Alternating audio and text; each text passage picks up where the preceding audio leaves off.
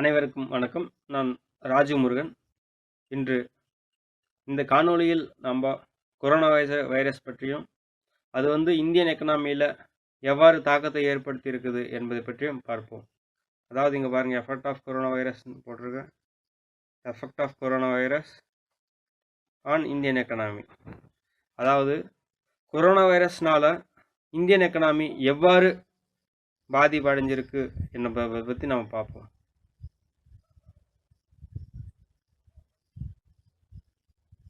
First நம்ம corona வைரஸை பற்றி பார்ப்போம். முதல்ல கொரோனா வைரஸ் எந்த நாட்டில் கண்டுபிடிச்சாங்கன்னு பார்த்தீங்கன்னா சைனா. இங்கே மென்ஷன் பண்ணி அதாவது இங்கே கொடுக்கப்பட்டிருக்க அனைத்தும் ப்ராப்பரான சோர்சஸ், அதாவது நம்பகத்தன்மை உள்ள சோர்சஸ். இங்கே பார்த்தீங்கன்னா clinical features of patient infected with 2019 novel corona virus in Wuhan. அதாவது வுஹான் நகரில் ஃபஸ்ட்டு சைனாவில் பாதிக்கப்பட்ட ஒரு இன்ஃபர்மேஷனாக தான் எங்களுக்கு கொடுத்துருக்கேன். இங்கே பாருங்கள், உங்களுக்கே தெரியும், வுஹான் நகர் சைனா. அதாவது முதல்ல சைனாவில் பாதிக்கப்பட்டு அது அப்படியே அடுத்தபடியாக Thailand, Japan, south Korea, USA போன்ற நாடுகளில் பரவியது. பிறகு தற்போது உலகில் உள்ள அனைத்து நாடுகளிலும் கொரோனா வைரஸ் பரவி உள்ளது. இங்கே மென்ஷன் பண்ணியிருக்காங்க பாருங்கள். முதல்ல சைனா, தாய்லாந்து, ஜப்பான், அது எப்படியாக சவுத் கொரியா, அமெரிக்கா போன்ற நாடுகளுக்கும் பரவி தற்போது உலகில் உள்ள அனைத்து நாடுகளிலும் கொரோனா வைரஸ் பரவி உள்ளது. அதாவது முதலில் இப்போ சைனாவில் பார்த்தீங்கன்னா எந்தெந்த இடத்துல எப்படி இருக்குன்னு சொல்லிட்டு நம்ம ஒரு ரிப்போர்ட் கொடுத்துருக்காங்க. China, outside of the China, அதெல்லாம் போட்டு கம்பேரிஷன் கொடுத்துருக்காங்க. இதோட ஃபுல் டீட்டெயில் பார்த்தீங்கன்னாக்கா இந்த ஜர்னல் பேப்பர்லேருந்து எடுத்துக்கலாம். Corona diseases a perspective from China. அதாவது முதல்ல இப்போ 2019 கண்டுபிடிச்சாலுமே 2020 தான் அதை பற்றியான ஆராய்ச்சிகள், அது எவ்வாறு பரவுகிறது என்ற ஆராய்ச்சிகள், அதாவது எத்தனை கேசஸ் இருக்குது என்ற ஆராய்ச்சிகள் 2020 தான் ஸ்டார்ட் பண்ணியிருக்காங்க. இப்போது இங்கே கீழே கொடுக்கப்பட்டுள்ள அளவுகள் பார்த்தீங்கன்னா டேட்டு, நம்பர் ஆஃப் கேசஸ் எவ்வளோ பாதிக்கிறதுன்னு சொல்லிட்டு இங்கே கொடுத்து வச்சுருக்காங்க. 2020ஆம் ஆண்டு ஜனவரி 22ஆம் நாள், அதாவது மிகவும் குறைவான எண்ணிக்கையில் உள்ள மக்களே கொரோனா வைரஸால் பாதிக்கப்பட்டுள்ளனர். அதே படிப்படியாக அதிகரித்து 2020ஆம் ஆண்டு ஜூலை மாதம் 19ஆம் தேதி சுமார் 50,000க்கும் மேற்பட்ட மக்கள் பாதிப்படைஞ்சிருக்காங்க. அதான் இந்த பார்த்தீங்கன்னா ப்ரொஃபைலிங் பாருங்கள், தெளிவாக போட்டிருக்காங்க. அப்படியே பார்த்தீங்கன்னா இன்க்ரீஸிங் ட்ரெண்ட், அப்படியே பார்த்தீங்கன்னா படிப்படியாக அது இன்க்ரீஸ் ஆகிருக்குன்னு சொல்லிட்டு இந்த கிராஃப்லேருந்து நம்ம தெரிஞ்சுக்கிறோம். இதுதான் கொரோனா வைரஸோட அடிப்படையான 2 இன்ஃபர்மேஷன்ஸ். நம்ம நெக்ஸ்ட் நான் பார்ப்போம். அடுத்தபடியாக இன்றைய நிலையில், அதாவது ஜூலை 7ஆம் தேதி கொரோனா வைரஸோட உலக அளவில் பாதிக்கப்பட்டவர்களின் எண்ணிக்கை மற்றும் உலக அளவில் இறந்தவர்களின் எண்ணிக்கை இங்கே மேலே குறிப்பிட்டப்பட்டுள்ளது. அதாவது 5,43,380 மக்கள் இதனால் பார்த்தீங்கன்னாக்கா உயிரிழந்து உள்ளனர். இங்கே பாருங்கள், தெளிவாக கொடுத்து வச்சுருக்காங்க.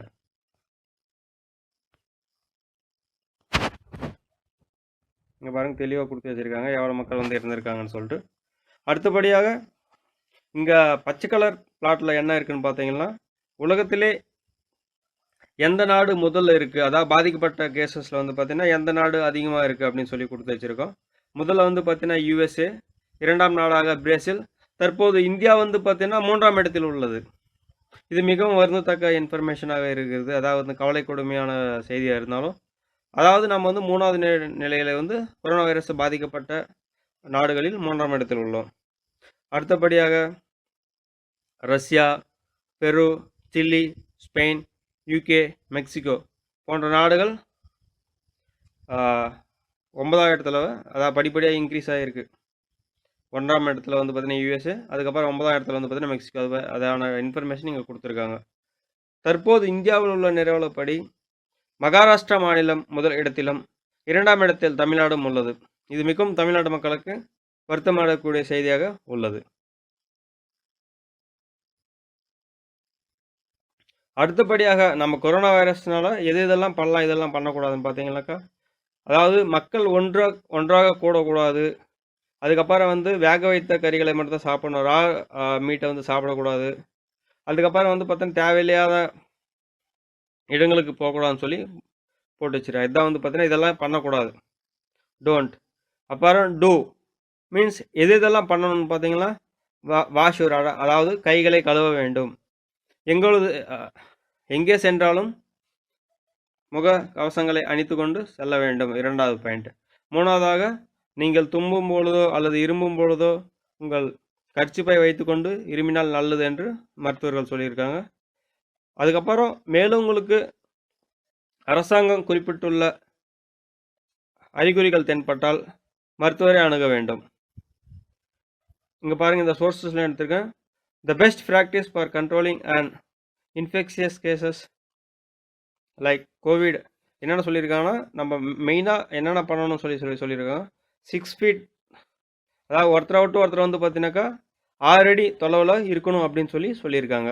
அதுக்கப்புறம் வியரிங் முகக்கவசம் அணியணும் அப்படின்னு சொல்லியிருக்காங்க. இது 2ம் பண்ணால் கொரோனா வைரஸ் பார்த்தீங்கன்னா ஸ்ப்ரெட் ஆகிறத கண்ட்ரோல் பண்ணலாம்னு சொல்லியிருக்காங்க அந்த ரெஃபரன்ஸில். அடுத்தபடியாக இப்பொழுது கொரோனா வைரஸ் பற்றி பார்த்தோம். இப்பொழுது அதனால் ஏற்பட்டுள்ள வேலை வாய்ப்பு இன்மை, அதாவது அன்எம்ப்ளாய்மெண்ட், அதை பற்றி சொல்லியிருக்காங்க. இந்த இன்ஃபர்மேஷன் பார்த்தீங்கன்னா எங்கேருந்து எடுத்ததுனாக்கா அசீம் பிரேம்ஜி யூனிவர்சிட்டி அவங்க ஸ்டாட்டிஸ்டிக்கல் அனாலிசிஸ் வச்சு எடுத்திருக்காங்க. நான் பார்த்தீங்கன்னாக்கா பிஸ்னஸ் டுடே அந்த வெப்சைட்லேருந்து நான் எடுத்திருக்கேன். இங்கே பார்த்தீங்கன்னாக்கா செல்ஃப் எம்ப்ளாய்டு, அதாவது பார்த்தீங்கன்னா சுயமாக வேலை செய்கிறவங்க, அதுக்கப்புறம் ரெகுலர் எம்ப்ளாய்டு கவர்மெண்ட் ஜாபில் இருக்கிறவங்க, கேஷுவல், இது பார்த்தீங்கன்னாக்கா 2க்கும் இடைப்பட்ட மக்கள், அதாவது கேஷுவலாக ஒர்க்கப் பண்ணுறவங்க. இங்கே பார்த்தீங்கன்னா மிகவும் அர்பன் மேல், அதாவது சிட்டியில் இருக்கிற மேல், அர்பன் ஃபீமேல், அப்புறம் ரூரல் மேல், ரூரல் ஃபீமேல், ஏதாவது கலர் வைஸில் இவங்க கொடுத்து வச்சுருக்காங்க. இவங்க பார்த்தீங்கன்னாக்கா செல்ஃப் எம்ப்ளாய்டு துறையிலையும் மற்ற அனைத்து துறையிலும் வேலைவாய்ப்பின்மை பார்த்தீங்கன்னா அதிகரித்து, அன்எம்ப்ளாய்மெண்ட் பார்த்தீங்கன்னா அதிகரிச்சுனே போகுது. இந்த ஸ்டாட்டிஸ்டிக்கல் டேட்டா பார்த்தீங்கன்னாக்கா மொத்தமாக எதன் அடிப்படையில் தேர்ந்தெடுத்து உள்ளார்கள் என்பதை பொறுத்து, அதாவது 276.2 மில்லியன் ஜாப்ஸ், இவ்வளவு வேலைவாய்ப்பு இழந்திருக்காங்க. அதன் அடிப்படையில் இந்த சர்வே சொல்லியிருக்காங்க. அதாவது பார்த்தீங்கன்னாக்கா இங்கே ஃபுல் டீட்டெயில் இங்கே கொடுத்துருப்பேன் நான். இப்பொழுது இது எந்தெந்த டைமில் மட்டும் சொல்லியிருக்காங்கன்னு பார்த்தீங்கன்னா ஏப்ரல் 13ஆம் தேதியிலிருந்து மே 20ஆம் தேதி வரைக்கும் உள்ள வேலைவாய்ப்பை பார்த்தீங்கன்னா இழந்திருக்காங்களே, அதை பற்றி இங்கே போட்டிருக்காங்க. அன்எம்ப்ளாய்மெண்ட்டை பற்றி போட்டிருக்காங்க. நெக்ஸ்ட்டு, அதாவது இது பார்த்தீங்கன்னா ஒரு மிகவும் வருந்தத்தக்கக்கூடிய ஒரு ஃபோட்டோவாக இருக்குது. என்னன்னு பார்த்தீங்கன்னா இது பார்த்தீங்கன்னாக்கா மும்பை பாந்த்ரா ரயில்வே ஸ்டேஷனில் ஏப்ரல் 15ஆம் தேதி எடுக்கப்பட்ட ஒரு புகைப்படம். எவ்வளவு மக்கள் பார்த்தீங்கன்னாக்கா jobless, homeless and almost without cash and food gathered outside of a Bandra railway station in Mumbai following rumors that train services would resume on April 15th. அதாவது ஏப்ரல் 15ஆம் தேதி ரயில் சேவை தொடங்கும் என்ற ஒரு வதந்தியை இது பண்ணி மக்களெல்லாம், அதாவது வேலைவாய்ப்பு இல்லாத மக்கள், அதாவது வீடு இல்லாத மக்கள், கேஷ் கூட இல்லாமல் பார்த்தீங்கன்னாக்கா பல்வேறான மக்கள் பார்த்தீங்கன்னாக்கா அந்த இடத்த கூடியிருக்காங்க. தங்களுடைய சொந்த ஊருக்காவது போய் இருக்கலாம் அப்படின்னு சொல்லிட்டு. அதான் இது பார்த்தீங்கன்னா மிகவும் ஒரு கொடிய புகைப்படமாக கருதப்படுகிறது. அடுத்தபடியாக இப்போ இந்தியன் எக்ஸ்பிரஸ் எந்த ஆர்டிக்கல் நான் எடுத்தேன், என்ன சொல்லியிருக்காங்கன்னு பார்த்தீங்கன்னா COVID-19 causes 4% permanent loss to the India's GDP. அதாவது இப்போ இந்த கொரோனா வைரஸோட தாக்கம் பார்த்தீங்கன்னாக்கா 4% பர்மனெண்ட் லாஸில் பார்த்தீங்கன்னா கொண்டு போயிருக்கு. அதாவது இங்கே இந்த கிராப்பை பார்த்தீங்கன்னா உங்களுக்கு தெரியும், இது இந்த மேலே இருக்கிற கோடு பார்த்தீங்கன்னாக்கா நார்மலாக இருக்கிற கோடு. இப்போ பார்த்தீங்கன்னா அது கீழே ரெட் கலரில் மென்ஷன் பண்ணியிருக்காங்க பார்த்தீங்கன்னா current baseline for the GDP. முன்னாடி பார்த்தீங்கன்னா ப்ரெடிக்ட் பண்ண லைன் பார்த்தீங்கன்னா இப்போ ப்ரெடிக்ட் பண்ண லைனோட 4% அதிகமாக இருக்கிறது. ஸோ இப்போ இந்த கொரோனா வைரஸ்னால 4% ஆஃப் ஜிடிபி வந்து பார்த்தீங்கன்னா கம்மியாக இருக்குது, கம்மியாக தான் வந்து பார்த்தீங்கன்னா அந்த கொண்டு செல்ல முடியும் ஒரு ட்ரெண்ட் லைனை வந்து பார்த்தீங்கன்னா இவங்க கிரியேட் பண்ணியிருக்காங்க. அடுத்தபடியாக சப்போஸ் நம்ம வந்து பார்த்தீங்கன்னா 2020ஆம் ஆண்டுலேருந்து 2024ஆம் ஆண்டு, அதாவது 4 ஆண்டுகளில் பழைய ட்ரெண்ட் படி நம்ம எப்படி முன்னேறணும் அப்படின்னு சொன்னி பார்த்தீங்கன்னாக்கா, ஒவ்வொரு ஆண்டுமே 8.5% ஆஃப் growth இருந்துச்சுன்னா, ஜிடிபி அதில் growth இருந்துச்சுன்னா, நம்ம 2024ஆம் ஆண்டு முன்னாடி கருத்து கணிச்ச என்ன சொல்கிறது, கொரோனா வைரஸ் இல்லாத காலத்தில் கருத்து கணிப்பு செய்த அந்த ஜிடிபியை எட்ட முடியும்னு சொல்லிட்டு அறிவியலாளர்கள் கண்டுபிடிச்சிருக்காங்க. அதுக்கான ரெஃபரன்ஸ் இங்கே கொடுத்துருக்கேன். ஆக்சுவலாக வந்து பார்த்தீங்கன்னா அது சாத்தியமா அப்படின்னு பார்க்கும்போது அது மிகவும் சாத்தியமல்லாத ஒரு விஷயமாக கருதப்படுகிறது. என்னன்னு பார்த்தீங்கன்னா, இங்கே 2008ஆம் ஆண்டுலேருந்து 2020ஆம் ஆண்டு வரைக்கும் ஜிடிபியோட பர்சன்டேஜ் கொடுத்துருக்கேன். நான் இங்கே இந்த சோர்ஸில் இந்த கொடுத்துருக்கேன். இப்போ பார்த்தீங்கன்னா இதோட ஒரே ஒரு முறை மட்டும் தான் வந்து பார்த்தீங்கன்னா 8.5% வந்து பார்த்தீங்கன்னா ரீச் ஆயிருக்கு. அதாவது எந்த ஆண்டுன்னு பார்த்தீங்கன்னா 2010 மட்டும், 2011ஆம் ஆண்டில் மட்டும் 8.5% வந்து பார்த்தீங்கன்னா ரீச் பண்ணியிருக்கு ஜிடிபியை. ஸோ அறிவியலாளர்கள் கணித்த கருத்துப்படி நம்ம 2021ஆம் ஆண்டு, 2022ஆம் ஆண்டு, 2023ஆம் ஆண்டு மற்றும் 2024ஆம் ஆண்டு ஒவ்வொரு ஆண்டும் 8.5% ஜிடிபி இன்க்ரீஸ் பண்ணாதான் நம்மளோட பழைய, அதாவது கோவிட் வைரஸ் இல்லாத காலத்தில் கருத்து கணிப்பு செய்த அந்த ட்ரெண்ட் லைன் வந்து ஃபாலோ பண்ண முடியும்னு சொல்லியிருக்காங்க. அது மிகவும் சாத்தியமில்லாத விஷயமாக எனக்கு தோணுகுது இந்த பிளாட்டை பார்க்கும்போது. பாருங்கள், அதாவது வந்து இந்த கிட்டத்தட்ட 10 ஆண்டுகளில் ஒரு முறை மட்டும்தான் வந்து பார்த்தீங்கன்னா 8.5% இது பண்ணியிருக்காங்க. அப்படி இருக்கும் இந்த பட்சத்தில் எவ்வாறு வந்து தொடர்ந்து 4 வருடங்களில் 4 வருடங்களாக 8.5% நாம் தொடர்ச்சியாக எட்ட முடியும்னு தெரியல நம்மளுக்கு. அதுவும் வந்து பார்த்தீங்கன்னா தற்போது மிகவும் மோசமான நிலையில், அதாவது 5%ல் வந்து இருக்குது. அதிலிருந்து திரும்ப 8.5% கொண்டு போனோம்னா வந்து பார்த்தீங்கன்னா மிகவும் சாத்தியமற்ற செயலாக கொண்டு இருக்குது. இதுதான் இப்போதைக்கு உள்ள ஜிடிபியோட க்ரோத் பற்றி சொல்லியிருக்கு. அதாவது நம்ம எக்கனாமியை கருத்தில் கொண்டு, அதாவது இப்போ கோவிட் வைரஸை கருத்தில் கொண்டு நம்மளோட ஆர்பிஐ வந்து பார்த்தீங்கன்னா சில கண்டிஷனை கொடுத்துருக்கு. அது வந்து ஆல்ரெடி நீங்கள் கேட்டிருப்பீங்கன்னு நினைக்கிறேன். RBI cuts repo rate by 75 basis point from 5.1% to the 4.4%. Marginal standing facility rate and bank rate stand reduced to 4.6% from 5.4.